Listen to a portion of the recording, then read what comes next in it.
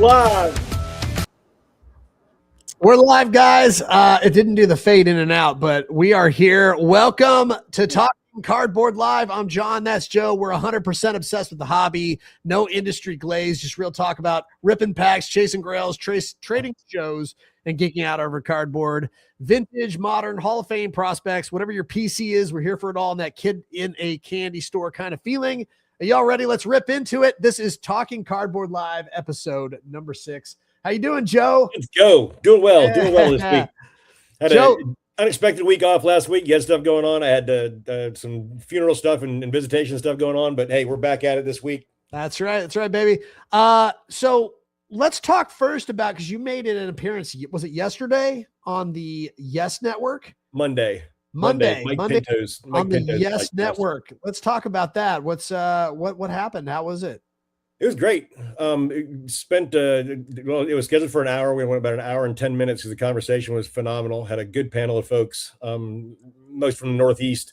But me being a lifelong Yankees fan and stuff, I've been invited to come on and was invited to come back, which was nice. Talked about some of the prospects and stuff in the game, the Yankees hot start behind Cam Schlittler and some pitching, which has created one thing that came up throughout the conversation that was interesting was the Yankees ERA through six or seven games was the lowest in over 100 years, 0.53 ERA as a team through the first 5 or 6, I don't remember, 6 or 7 games. But yeah, that was just, it was a cool conversation with some people that are really dialed into that space. Yeah. I mean, so aside from, was it Schlittler and Will Warren and Max Fried and who else is in the rotation? Starting wise, there's the three. Who's the fourth one? Rodon's not back yet. They're using a 4-person rotation right now, which is kind of interesting to me and several other people on the discussion, just because you've got Luis Hill in AAA ball. You've got starting pitchers in AAA, and I'm not quite sure why they're taxing Fried every 4 games and young arms Schlittler and Warren every 4 games when you've got a fifth in the wings that could fill that role till Cole or Rodon or whoever comes back first. Yeah, they don't seem to be interested in using that. Boone seems to be just rolling with 4 for right now. Hey, well, it seems like it's working. Whatever he's doing, it's working. The problem is the middle of the bullpen. The middle of the bullpen is where we've got real problems. Okay. You can't bring David Bednar in and expect him to close the game from the first out of the 8th inning through the end of the game. I mean, he's there to pitch to 3, maybe 4 batters. He's not there to pitch to 6 or 7 batters. So they've stretched him a couple of times. He's already. I mean, they're what, 10 games in. He has 5 or 6 saves. What problem do they have with like middle, relievers when they're just scoring so many runs though? Like they're doing pretty well, right? Offensively, they're doing okay. The front of the order is doing okay. The back of the order before yesterday was doing squat, it seemed like. But the front of the order has been doing okay. Judge had his customary, 9 or 10 strikeouts in his first 15 at bats or whatever it is, and hit a couple of home runs, but largely has been, starting out kind of slow. Hey, Keith, thanks for joining. John, appreciate you joining. If you both are in, how are you doing, guys? Good to see you guys. We're starting this podcast up. This is episode number 6, and we're just diving into things here today. Was talking with Joe about his appearance on the Yes Network, which is, how cool is that, man? Podcast star already. Please. Hey, we'll transition here to talk about our first topic of the day here, which, we both stream on Whatnot, on the platform Whatnot, which is a live auctioning platform. It's an app that people use to buy things like baseball cards and football cards and memorabilia and other things as well. But we're both active sellers on that platform. And we got some news today, which was pretty interesting from Whatnot. We've got some direct news from Whatnot. So let's just bring it in and we can kind of break it down here a little bit for everybody who's curious about this sort of thing. Let me see. Where is the window? There it is. I'm looking for this one. We're not going to share the sound. We're going to share this. Here we go. And we can add this one to the screen here. So yeah, as you can see, this is an announcement that we got today from Whatnot, which was pretty interesting, talking about we're making an update to reduce avoidable cancellations and ensure that buyers receive what they purchase. When orders are fulfilled as expected, it builds trust and encourages buyers to return again. Very correct. Sure. Cancellations made by sellers for avoidable reasons will now incur a fee, $3 or 3% of the total order, whichever is higher. I freaking love this because it prevents people who are just being totally like selling cards for $1 or $3, and they want to like skip out on sending you the card. It's like there's a real hit to them all of a sudden if they just decide. Also, it's a big hit if you buy like 5 or 6 things from them and then they don't ship any of it. Yep. They'll get hit for every single one, right? Yep. And the biggest thing is if it's I think it's addressing some of these clowns on the app that will throw these multi-$1,000 cards up there, and then they go for half of what their comp value is or whatever. Well, so then they decide all of a sudden there's been a glitch or it's not fair to the view or whatever it is, and they pull it back and they tell the buyers, I'm just going to refund your money. It's no longer for sale, blah, blah, blah. Well, a percentage hit of that cost at this point is going to hurt more, to do that when you're getting nothing in return. So it's basically just money going out and you're getting nothing coming back. So yeah, you're selling $1,000 card and you're paying them $300 and you're not getting paid anything. Yep. Otherwise, I mean, what are they going to do? Send it to collections? I guess you just quit off the app if you did that, right? You'd probably just. But some of these people have businesses that they're relying on Whatnot, and so this is where if you have scummy sellers that are doing this kind of on the reg, where if there's just a card that they aren't getting whatever they feel is worth for it, they'll just do this and say, "Oops, sorry, we can't find it," or whatever lame excuse they come up with. You were telling me some lame excuse that somebody, a very high profile lame excuse that came up that was pretty ridiculous. They paused the video and then stated that it was a glitch. It glitched, and since it wasn't "quote unquote" fair to the other attendees in the auction room because it glitched during the auction, even though the auction was finalized, they said that we're not gonna send the card. We're gonna refund it. Blah blah blah. The other thing is that a lot of these bigger sellers that sell these higher dollar cards have, you go to your payout portion of your seller hub, there's banked money in there. If you get gigged for that and you haven't initiated your pay, they're just going to pull it back. Oh yeah. And they're not going to let you transfer that to your bank account at this point. So, it does create a real barrier to some of that messier crap that goes on in the app sometimes. I don't think it's terribly widespread, but there are some people, and we both seen people in their rooms that is just like, this is not an honest and upfront room. Absolutely. Yeah. So this is really important. I think the more that they can do this kind of stuff to prevent people from basically opting out of the honorable part of the system, there are honorable people on the app and people trying to do honest business. And this will just encourage people to be more honest in the way that they're doing business. So I'm for it. I think it's good. I think it's a good change.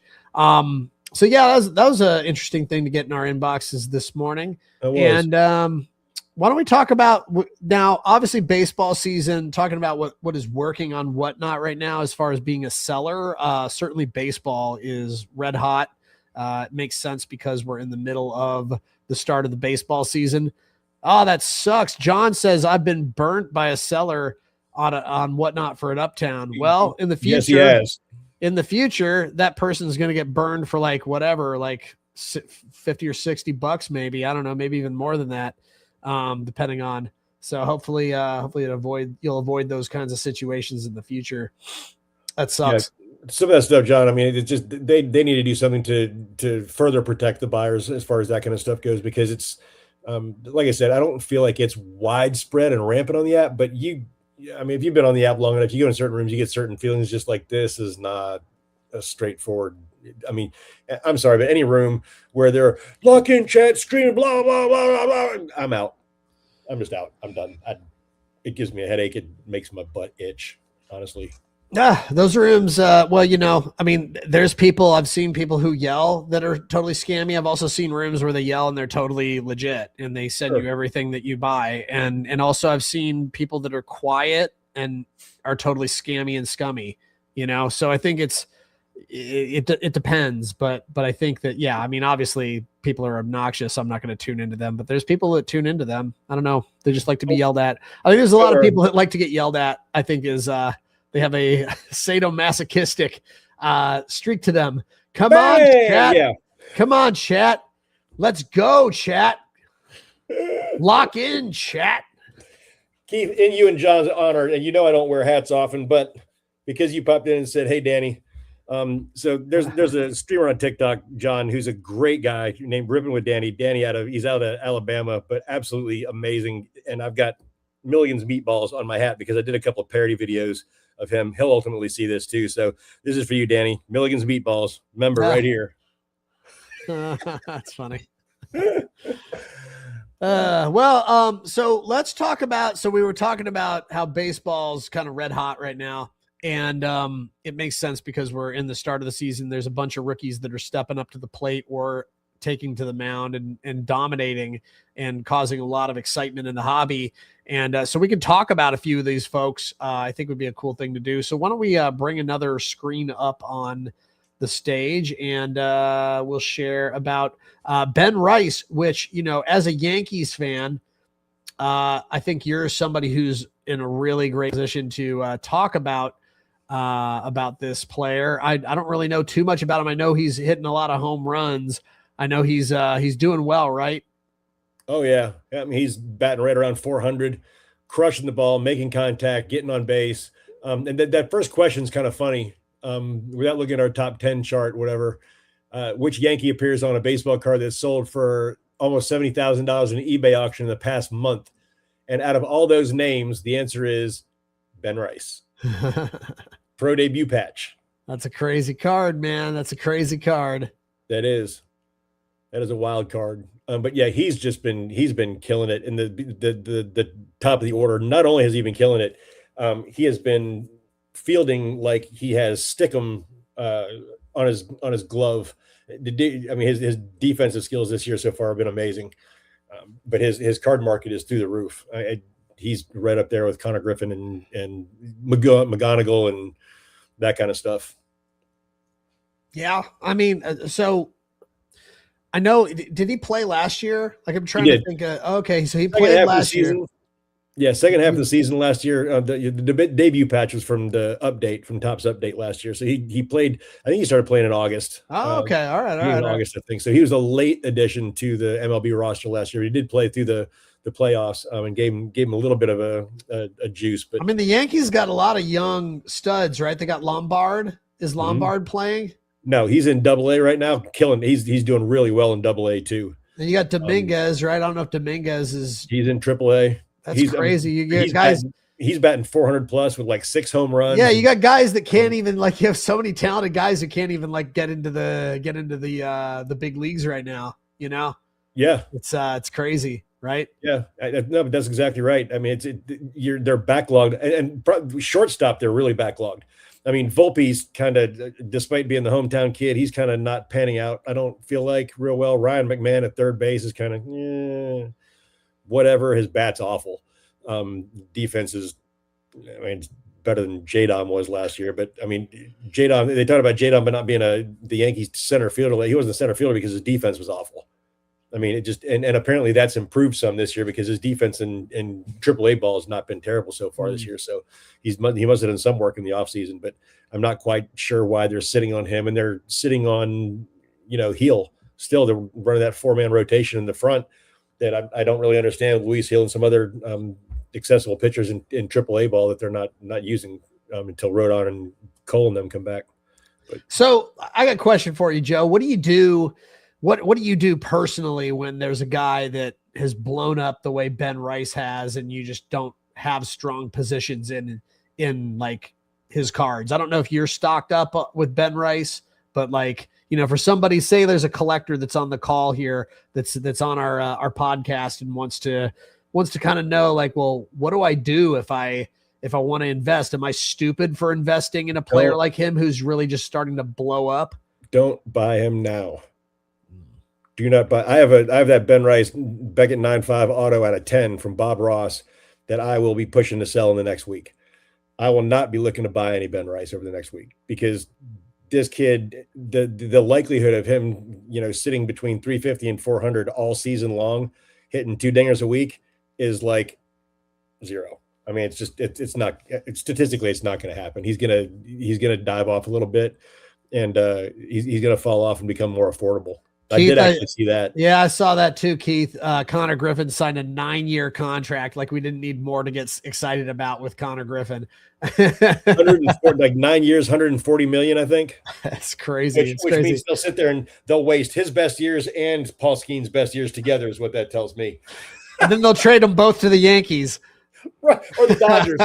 Keith, I'm sorry, but Keith knows I'm a Pittsburgh guy. I like the Bucks and the Yankees, but the Pirates are just criminally negligent in how they run their team. I don't think there's any team in MLB that ought to be forced to sell other than the Pirates right now. It is crazy to consider. Like, could you imagine like being set for life at freaking 19? Like, I remember when I was 19, I was so freaking irresponsible. Like, can you imagine getting that much kind of money? Talking about, guys, this is a very good transition to Connor Griffin. And, as somebody who, you're a Bucks fan as well as a Yankees fan, maybe give a little context on, Connor Griffin as far as like the excitement level of a player like this coming to the Pirates. And, do you see them maybe even making the playoffs at some point in the next couple of years? I mean, personally, the way they're set up, Horowitz is playing well. Right, Keith, at 19. Yeah, I was in basic training and fresh out as a private 2 in the military, making $812 a month when I was 19. So yeah, $140 million, a far cry from that. But they're set up really, really well, John. I mean, Connor Griffin, Spencer Horowitz seems to be coming into his self as far as batting this year, DH and alternating at first base. Defensively, they're terrible. O'Neal Cruz, for all of his batting skills, I'd argue he's worse than J-Dom in the field. Griffin's great at shortstop. They've got some infield talent. Their outfield is questionable. Their pitching, you got Skeens, you got Bubba Chandler, Hunter Barco's mid-level relief at this point coming back from injury, and he's doing really well, I think. I just remember O'Neal Cruz was terrible in that start versus Skeens, and then he's just been like on fire pretty much ever since. He's hit a lot of home runs and seems like he's doing pretty good. Offensively, yeah, but defensively yeah. I mean, Keith really puts it out pretty well as a Bucks fan. I mean, you remain cautiously optimistic because Graham Ashcraft's a good pitcher. Skeens, they got Bubba Chandler, so they've got good starting pitching. They've got good middle relief. They traded Bednar to the Yankees last year as their closer. Is Snelling any good? Robbie Snelling's pretty good. Yeah. I think he's like probably second tier to Bubba and Skeens, obviously. I mean, everybody's a second tier to Paul Skeens, I think, at this point. Yeah. Skeens is next level. I don't know. I know I have a couple Robbie Snelling signed cards. So I was like, oh, is he good? Yeah. I mean, and no, John, they're not going to send him to the Dodgers. The Dodgers already have too big of a payroll. They can't afford anybody else, even with deferred money. Never say never. Never say never.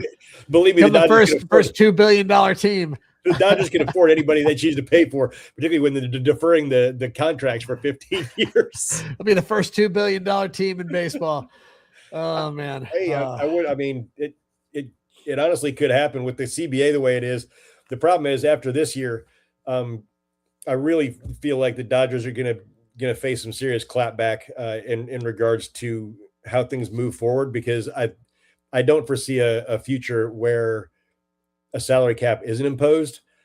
And I know the players don't want it, but I think the owners are willing to create a lockout in baseball, a long-term lockout, to make sure that happens. Because I mean, you got over $1 billion, I think, in deferred money on LA's roster right now that they're not coming around on for at least 5.5 or 6 years now. So, and they're not paying a luxury tax on it because it's deferred. So they're not funneling money to the smaller market teams via the luxury tax. They're not going to be permitted to just do this on a rolling basis moving forward ad nauseum. They're There's going just to have to be, it's like YOLO. They're just like they're doing it while they yeah. can, kind of thing. And people are complaining about it, but I'm like, if you're a business, if you're a business owner, right, and you read the fine print of this and you realize that this loophole here exists to where you can be making 25% more capital while minimizing your overhead, I would do it. Yeah. I mean, that's just that to me. That's smart business. It's I don't even feel like it's working or grifting the system at all, because that's the way it's written. That's the way the owners and the players association agreed to. So well, it's a competition. The business is a competition too. Sports is obviously sports are competitive, and the business side of sports is obviously super competitive. So they're just, I think it's just an extension of what happens on the field into the business side of this thing. It's like, well, we got to get any advantage that we can. We're gonna take any advantage that we can get, and it's undeniable that what they're doing is working. That's the thing. They aren't learning a lesson. They're not being taught a lesson. It doesn't pay to put a super team and keep, increasing the amount of money that you're spending exponentially on these players. It's not paying off. Like they're built for the playoffs. A team is like almost undefeatable. It feels like when you look at they're not getting taken to school. They're the ones in the front of the classroom with the laser pointer and the whiteboard and the dry erase marker going. They're the ones giving the class right now on how to own the rest of the MLB. Yeah. It's crazy. I mean, and John, I talk junk about the Dodgers. I got nothing against the Dodgers at all. I'm a huge Yamamoto, Sasaki, Ohtani. I mean, I love their roster. Pages, Tasker, Hernandez. I love the players. But what they're doing is, they're crushing the rest of baseball, and maybe baseball should have sat up and taken notice 3-4 years ago. Well, it's a little too late right now, but we do have other things. The thing that's great is there are a lot of other exciting things to talk about in the grand scheme of things, like, players like Connor Griffin, and there's some teams that are making some moves. So, you never know. You never know when. John, from your perspective, not Connor Griffin. Outside of that, what 3 players do you see moving most liquidly right now, as far as or getting requests on your stream and this kind of stuff? Oh yeah. I mean, it's probably DeLauder. I get like 5 requests for DeLauder every single stream. I'm getting a lot of requests for Ben Rice. Getting a lot of requests for Connor Griffin, Judge, and Ohtani. I mean, that's probably it. That's probably the top 5 right there. Roman Anthony too. Roman Anthony probably is in the mix too. Prospect wise, I'm getting Connor Griffin, obviously. Kevin McGonigal a lot. Oh, McGonigal too. I haven't got any requests for him this week, but I definitely sell. I've sold a couple of his for pretty good money this week. Yeah. JJ Weatherholt up until this week has still been pretty hot and got a lot of value. Honestly, I'd tell people, anybody who's got JJ Weatherholt, hold them, sit on them. Yeah, well, there's some guys you shouldn't be selling at all right now, like guys like Nick Kurtz, Colson Montgomery, Jacob Wilson. Yeah, these guys, you shouldn't be trying to sell them right now. You're not going to get peanuts for them right now. They're like Drake May right now. Yeah, McGonigal and Schlittler are 2 really. Them, Connor Griffin and Ben Rice, those 4, and Judge and Ohtani are just. I mean, they're forever. Actually, Ohtani, I think, is like other level right now. I think Ohtani taking the mound again is just like, I think it's driving his fucking value just completely up off the charts. Like I'm the sales for Ohtani stuff has just been insane on my shows, and I just think everybody's overpaying for him right now. But it's like, what is overpaying for Ohtani? Is there such a thing? I don't know if there is such a thing. I saw a graph on was it Wall Street Business? Maybe it was a business graph, but they went over the sales of sports cards by player over the last 365 days. And there have been $600 million spent on the list of players that they had. I think it was 50 players. Over 10% of that entire list, over 10% is accounted for by Shohei Ohtani's sales. Oh yeah.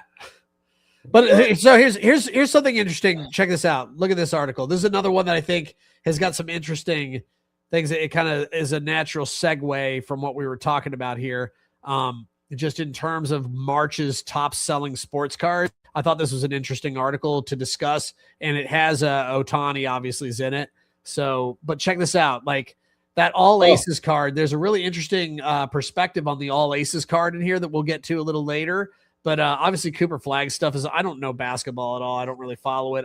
I really am not a fan of basketball as a sport anymore. But like I do know from what I've read on X and other places that Cooper Flag's kind of established himself as like a legitimate contender now for Rookie of the Year with some really big performances. But let's go through here and just talk. The Athletic has this article about like just some of the top sports card sales in March.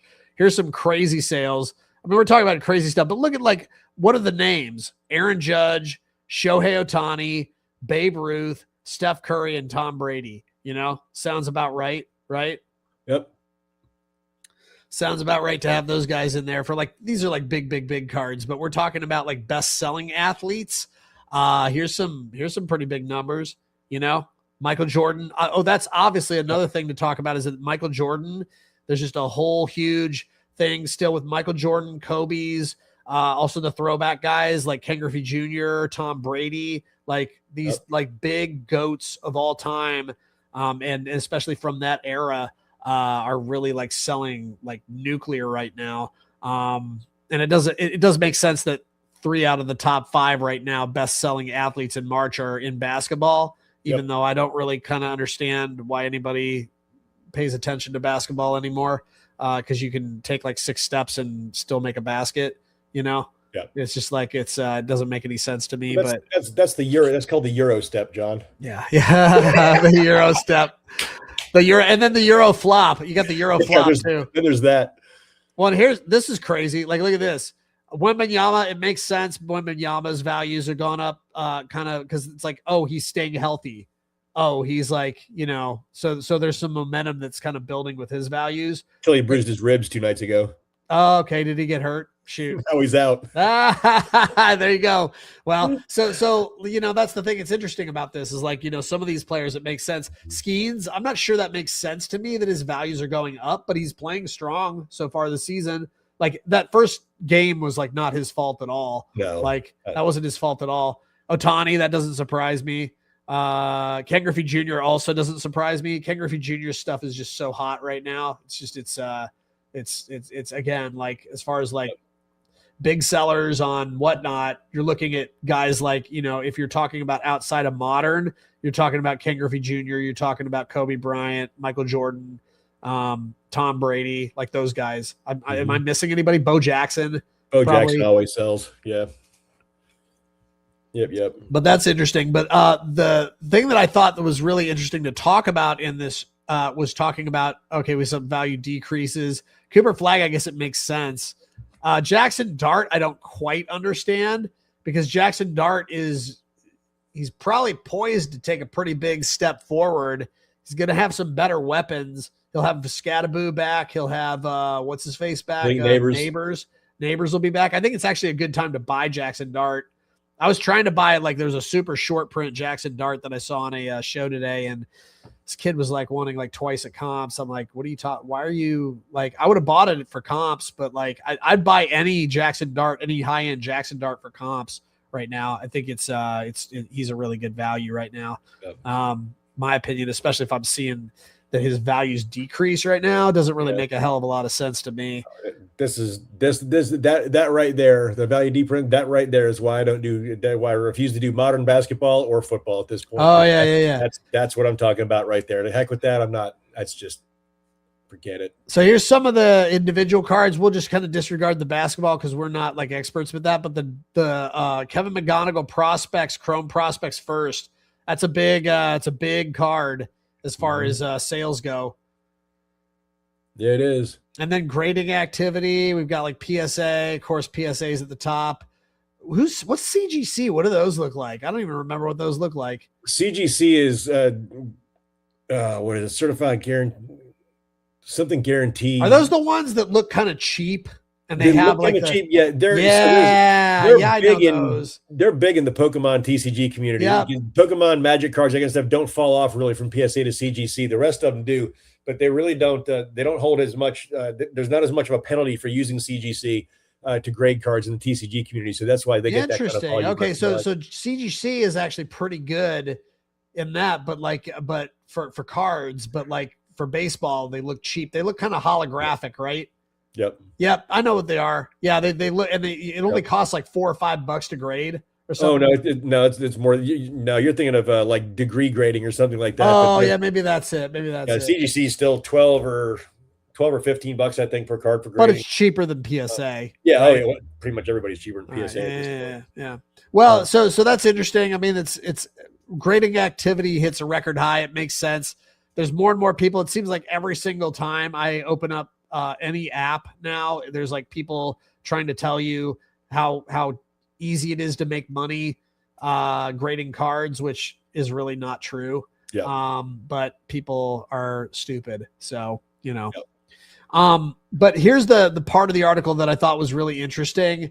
Where is it? Where's the one where it talks about Ohtani's values? So real quick on the all this one here. Yeah. This is the one this is the point that I wanted to make that I thought was really interesting, where it's like, that there were 77,000 copies of that Ohtani 2023 All Aces insert. Mm-hmm. And that number dropped to about 360 and just 240 for 2026. See, I didn't even know that the All Aces inserts even existed outside of 2023, but I think I know what they are. They're black, right? Yep. They're black with like the hologram look on them, which they're super dope. But like, I think what they're saying here is that like people are confusing this 23 set with those cards. And I don't think that's really what's going on. I think that this is just like it's just a really iconic set. It's a great set. It is a great set. The interesting thing, and I saw what Keith had said about, his buddy and him were talking about it, and he just sold that card for $280. If he hasn't sold that yet, he ought to pull that back, because they're comping around $400 right now raw. Oh yeah. Yeah.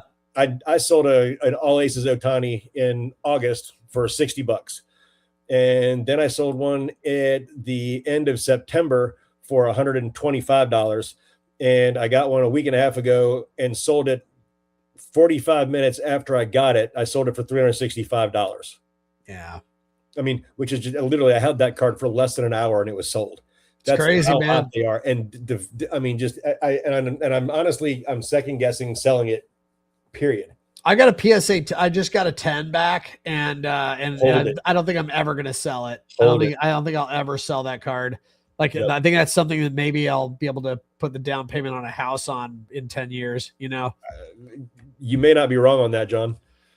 Yep. So, I mean, I think that's a who knows where he'll go, but it's probably somewhere good. And Squatch, I agree with that comment too. As far as Dart goes, he is popular. He's in a very large money, big popular market, and he's got a lot of sway with the people there, because he balled out last year and he took some hits and wasn't shying away from hits. He's made himself out to be a tough guy. He's just going to have to probably shelve that a little bit if he wants to maintain his longevity in the NFL, because quarterbacks that take hits like that don't have 12, 14, 15-year careers. Yeah, hopefully Scatteroo learns a lesson too, though. I think I get the feeling he's probably not going to. He just doesn't seem like that kind of person. He seems like chuck it in the you-know-what bucket and let's roll. Yeah, which I mean, I love that. I love that about him. I think that's why everybody loves him. Everybody loves a player who does that and gives it their all and doesn't care. So I mean, but I think to get back to your point of why we don't really have a whole lot of interest in modern basketball, that seems to be the hallmark, right? They're taking plays off, they're taking days off for rest, minute management. You're flopping like it's the freaking Premier League. It's just like you're like LeBron James is just embarrassing. LeBron James is the most embarrassing professional player of all time. If I had to, I mean, I hate to say it, but it's just. You look at some of his flops and it's like, dude, do you have any shame whatsoever? Dude, this is basketball. This isn't European soccer. Exactly. I mean, he pulled my jersey. I need to go fall halfway across the floor. Come on, knock it off. You're comical. 6'10" and like 260 pounds. Shut up. That's comical. I'm going to fall down over that. Get out of here. Yeah. Well, we're at the point of the show where we talk about some cards that we like, but before we do that, I'd like to hey, got a big smile on your face. Before we do that, I do want to give a shout out for our Patreon. We are going to be unrolling some exciting perks for our members soon, and we'd love to get some folks that are watching the show in on our Patreon, because it's one of the ways that we want to obviously need to eventually help financially support, because we do have expenses with running this show every week, and we'd love to be able to get some momentum going with this so that we can do this for a long time. We'd love to build this show up into, I mean, we don't want to talk too much about like where we want to take this thing, but we have big aspirations for where we'd like to take this show eventually. But we're just kind of starting at baby steps, and part of the baby steps is getting to 10 members in our Patreon. So if you are one of our awesome watchers or listeners and would love to support us, you can do it it's just $5 a month to support us and be at that level. So I dropped it it's actually in the description in the YouTube notes. But we would appreciate your support. At least consider that before we jump into my favorite portion of the show, which is us talking about cards and showing off some cool cardboard. Not necessarily stuff that's expensive, but something that we like. On that same note, I will shout out John Sasquatch is a collector off TikTok and Cards with Keith. I don't know who the DJ. There was a DJ, a third person that popped in. DJ Alpha DJ 924. I'm not sure who that is. But I know Keith Adams is Cards with Keith, and I know John D2G8Y is Sasquatch is a collector, friends of mine on TikTok, and cool. They've been interacting and stuff about it. They've enjoyed the previous episodes they've watched too. So give a shout out to y'all too. I appreciate you guys popping in. Appreciate you guys. Yeah, thanks for tuning in. Joe, you want to kick us off? Sure. So I'm going to kick it off with a basketball, and John will like this one if he's still in here. You know I'm a big Kobe Jordan guy. But that's the Skybox Upper Deck Skybox Collector's Choice pop-out cards. You know they had the pop-out cards with the baseball this year? Yeah. This is the basketball version of that from 1990. Oh, wow, that's way small. Hold on, I got to get the Hubble out for this one. 1998. But it's Kobe Bryant in a cardboard pop-out. Like, you can actually pop that card out and stand it up. I don't know why you would ever want to do that with that. But that's one of the cards that I've gotten recently that I really, really like, that I don't think I'm going to sell. Actually. That's cool. What do those go for? Just curious. That one. And I will put a plug in for my little fancy Hubble magnifier with the light. I'm old. I'm half blind. Can't hear. Can't really see. Can't remember anything. So, but this helps me at least see. It doesn't help me, hear anything or remember anything, but at least I can see better with that. I always joke when I don't bring my I've had a couple times where I go to a card show and I forget my glasses, and I just like, well, I'm going to still buy stuff, but I always joke when I'm at the table. I'm like, you'll let me know if I'm buying good stuff, right? That's good though. I mean, that builds rapport and gives a humorous. You'll let me know. I can't see what I'm buying here, but you'll let me know, right? You'll let me know before you totally screw me over, I hope. Yeah. That usually gets a chuckle out of people. So like you're in for a bad time though when you say that and they don't say anything. Yeah, when you say that, they're looking at you like, Well, they might think that you're serious. I don't know. Maybe people the way I deliver things sometimes it's a little dry, but maybe I don't think so. That line I don't think I deliver it too dry. But anyways, I'm gonna show you a card here. I like these. I've probably shown one of these before. I just like these credit cards, like Barry Bonds credit card. They have like the silver and the gold and the platinum versions of these. There's probably some like numbered ones too that I'm not even aware of. But I just like these a lot. I think, what year is that from? That's like, aren't the platinums numbered? I don't think they are. I thought the platinums were like the platinum medallions. They're numbered. Oh, like they might be. They might be numbered. I don't think I have any. I think I have platinums and they're not numbered. I think I have some platinums that aren't. But anyways, this is gold. It's from 1995 or 96, I think. It's done by Studio, right? Yeah, Studio. Yeah, I think these are sick though. They go for pretty good. I mean, this is like a $5 card, $5 or $10 card. The platinums are more expensive. But yeah, these are like, they're cheap, but they're cool looking, Yeah. I like those a lot. I like the cards. They're fun. You get to play with the players' credit cards. Yeah. You can't charge anything on them though. Can you? A friend of mine tried. He actually gave it to he gave one of the cards once like 20 years ago, pulled one out, like gave it to the guy. And I was like, looked at it and went to swipe. He's like, no, seriously, you can't swipe that. That's funny, man. I'll have to try that with like one of the players I don't care about. I'll have to try that out. So the next card that I really have enjoyed, and I just opened this last night. Tiff and I ripped a mega box of was it Celebration or is that what it's called? Top I Celebration think or so. top Yeah, yeah, yeah. something? Celebration. Something with the fancies or something on it. But they have these the glitter cards that are the special ones. But this is a green glitter Tariq Skubal. Ooh, that's like to 99, eh? No, it's not numbered. Oh, I thought those are to 99. I thought all Topps greens were to 99, but this is not a numbered card. It's simply green confetti, and I don't know. I haven't looked into it yet to know whether the green confettis are like a super short printed variety or insert. Yeah, I yeah. don't. I haven't had a chance to look it up, but I spent literally like 3 minutes last night trying to look at this card to figure out where the 90 out of 99 was, and All I right, am blind. I got a topic for you. Like, maybe we can just talk about this for a second. What's your feelings on like why they make it so hard to know how short printed things are and how rare they are in the packs? Like, shouldn't that all be super transparent? John's asking how do I join the Patreon? I'm sorry, I guess like in the chat it doesn't let you click the link, but if you're tuning into us on YouTube, I believe you can just go onto the description and click on the link there, and it should take you to the page. But if you have any difficulties finding it, just hit us up on Instagram or something, or I think you might even be able to send us a message on John's got my phone number. He YouTube. can text me. Okay, cool. Yeah. We would love your support if you're down for that. But yeah, that's the answer to that question. Sorry if I typed a link in there and you can't actually click it. So Beckett actually posts the pack odds for all cards on Topps releases. But it's not real easy to find. And you have to literally scroll through every single variant of every single insert to get to what you're looking for on the pack odds checklist. The only reason I know that is because when I got that Anthony Volpe hidden gems, that it's not even a case, it's like a pallet hit. It's like one out of every 36,000 something packs.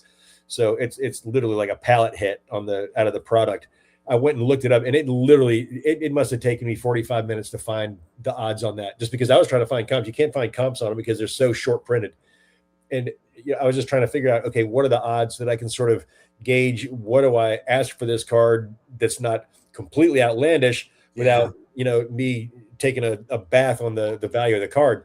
Yep. So I mean, it took me literally for almost forever to find that. It was almost an hour that it took me to find just for that one card. Yeah. So I mean, I'm gonna probably throw this out onto some sort of a Reddit first and see what comes back, and go from there before I go try to dig that stuff up, just because I don't have the time and capacity right now to do it. Yeah, it's frustrating and annoying, especially like past years. Like it's just like, why is there no regulation around it? It feels like there should be regulated to a certain extent. Like people should be able to know like what they can get and how rare they are, and why do they allow them to make it like just this big mystery, especially since so much money is involved and it's basically like the lottery. It's like, why is this not regulated to at least that extent? Like, why can't they at least extend us the courtesy of letting us know and being transparent about that? It's one of my bags on Topps and Fanatics, to be honest, because the one thing that I think Panini did for the market is that they got us used to being able to turn over a hobby box, and all the pack odds are printed right there on the back of the Panini boxes. Yeah. The mega boxes, same thing. They're all printed right there. You can see the pack odds for what each individual hits and stuff are, all the way out to their most short printed, black finites and the black Pandoras, that kind of stuff. So, I mean, that's been easy enough for them to do for the last 15 years. Why is it something that Topps / Fanatics isn't doing? I don't know. Yeah, no. It's just an interesting little side topic. Did you show a second card? I can't remember. I did. That was a Skubal Green. Cool. Oh, that's right. The Skubal Green. So I was going through a box of autographs that I was, that I just bought. And, I was surprised to find out that this card, if you have this card, the Raul Mondesi, for some reason, this is like a $200 card. I just thought that was really interesting. I'm like, oh, that's like this is just one of those cases where maybe it's just short printed. Maybe people just really like this particular one, but it can be worth it to look up if you get a box of cards and you're not sure what some of them are worth. It can be worth it to look them all up individually, and because you never know what you're going to find. You might find a $200 card just kind of sitting there. You're like, oh, hidden stuff. Well, it's good thing I looked that one up. But I thought that was, I just wanted to talk about like in a shout out for like hidden gems, because you never know where you're going to find them. And if you're good at looking for them, you'll find them. You can find them pretty often. I think it's just one of those things I wanted to say just from a hobby perspective, that it's one of the things I love to do is just finding those, those kinds of things. You found a 101 in a dollar box a month ago. Yep. Right. I mean, Marcus found that Shohei game day drip out of 50. Yep. For $1. They just sold that for $300. Yeah. See, I mean, right. So it's like, nice turnaround on that, bro. Well done. Yeah, he did all right. Yeah. He told me about it on stream about a week or two ago and then sent me a picture of it. I was like, man, that's dollar box picking right there, brother. Well done. Oh yeah. That's good eating. Yep. Good eating there. What you got? What's your last card? So my last card is kind of a promo card, but not really. It is a 23 karat gold Michael Jordan. Oh yeah, I love those. Those are fun. On the shimmer. They look so good, man. I the first time I got one of those, I thought they were like super valuable. I was like, how's this not worth like $500? No, it's numbered. I mean, it's serial numbered card. And it's gold and it's Michael Jordan. You'd think it would be more than like a $5 or $10 card. Yeah, because it averages between like $10-12. Yeah. I just like it because one, it's Jordan, and two, I'm sorry, but that's sick as hell. It looks great. I don't know. I don't know why those aren't worth more. Feels like they should be worth more, but maybe they were just super overprinted or something. Who knows? Yeah, well, a lot of these come out of the BCCG slabs. They're in those bargain boxes you can get at Walmart for $15 or whatever, and you get one slab plus whatever. Yeah. So they might have made like 50,000 of them or whatever. They probably just made a bunch of them. It's just cool as hell to me. Oh yeah, it is cool as hell, man. The back, just the gold image on the back, and then I like the way that it's got the red signature, the gold middle, but it's got that sort of silver shimmer around the outside. Yeah. I don't know. It's just. That's just a cool card to me. I think it's great. Well, I'm going to close out this segment with it's not a card. It's I just thought this was really freaking cool. It was in this collection of autographs that I picked up. It's a Coke can, a Gators Coke can that's signed by Emmitt Smith. Florida Gators Coke can. Florida Gators Coke can signed by Emmitt Smith. Isn't that sick? That's crazy cool. It's in great condition too. I'm really scared to hold it. Like I want to try to find some kind of, and I have no idea. This was just thrown in a box. I have no idea why it's not all dented up. Like, is it an empty can? No idea. Yeah, it's empty. Yep. Oh Lord, dude, put that in a case. I know it's in like such good condition. I got to find like a case on like eBay for it, but it was just like, oh shit, that's cool. And if I don't know what that goes for authenticated. It probably goes for a couple $100, but that's probably like a one of a kind piece. I would think so. I mean, I would think an Emmitt Smith collector would go crazy for that. But John, that's awesome. We appreciate you, man. You may be our first supporter, dude. Hey, thank you. Appreciate that. Yeah, man, I appreciate that, John. Yeah, I appreciate that. Yeah, we're starting up small and we're going to see how it goes and hopefully we can build this thing up into something cool. Cause I every time we do one of these episodes, Joe, I get some new ideas and I got a couple of new ideas just by our interactions today. So It's been a fun show though. And John, thank you for tuning in. Appreciate you. And we'll be back again next week. We do this on Wednesday nights and, I think that's all for now. In the meantime, you can follow us on Instagram, Talking Cardboard Live, as well as TikTok. Are we on TikTok as well? Yep. We're on TikTok, Talking Cardboard Live. And I think that's it, aside from the Patreon. And we're going to get some more stuff going up pretty soon, guys. So until next time, have a good one. Let's get some music to fade this thing out. Here we go. Get you later next time. Taylor, David, Hunter. Love you guys. Thanks, guys.